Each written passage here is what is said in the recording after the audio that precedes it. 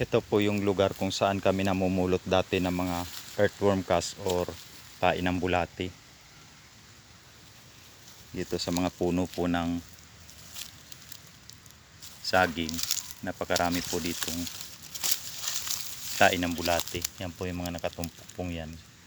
Yan po ang mga tain ng bulati. Yan. Napakagandang quality ng earthworm cast dito or tain ng bulati dahil complete nutrients po ang kinakain ng mga bulati dito.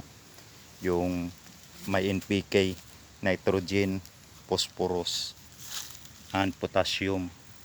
Kasi yung puno ng saging, dahon ng ipil-ipil, dahon ng kakawati, at saka tain ng baka, narito sa area na ito.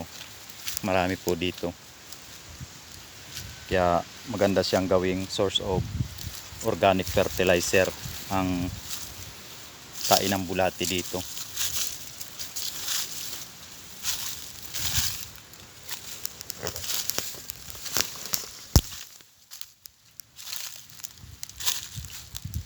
Yan po, tain ng baka na na-decompose na po.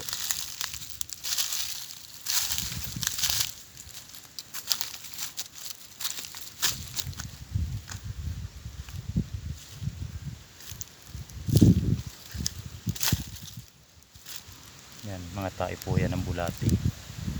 Mga nakatumpok po, marami dito. Ito po mga puno ng Madre de Cacao or kakawati na maganda ring organic fertilizer. Yung mga tuyong dahon na nalalaglag, yun ang kinakain ng mga bulati.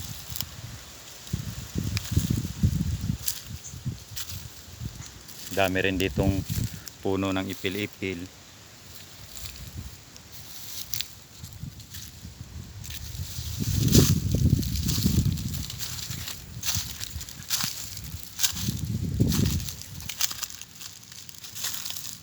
Yan po, mga tayo po yan ng bulati.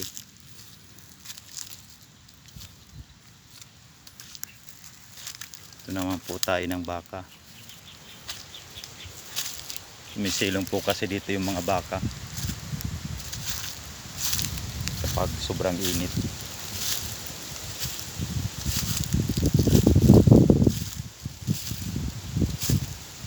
Yan, mga tayo po na baka natuyo na po.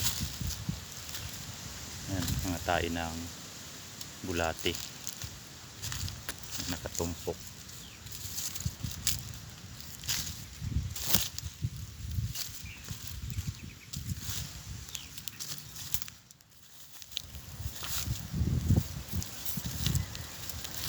Napakabisa po niyang alternative organic fertilizer dahil ang mga kinakain po ng bulati dito ay kumpleto na po.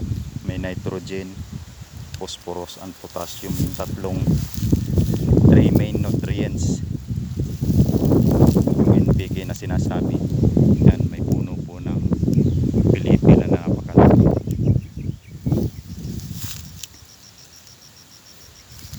Tapos doon po yung mga baka.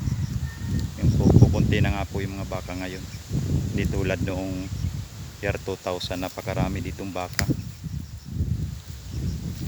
Ngayon paunti na dahil pinagbibinta na ng mga may-ari yung kanilang mga baka dito.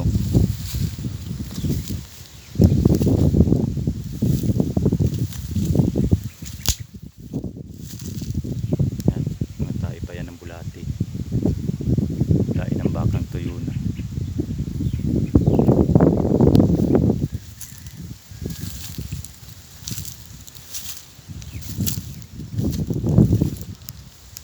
Puno ng ipil-ipil.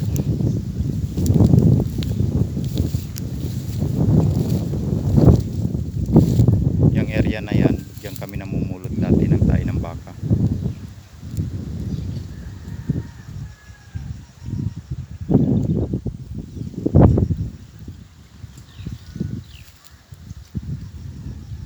Kaso ngayon kakaunti na lang yung mga baka dito.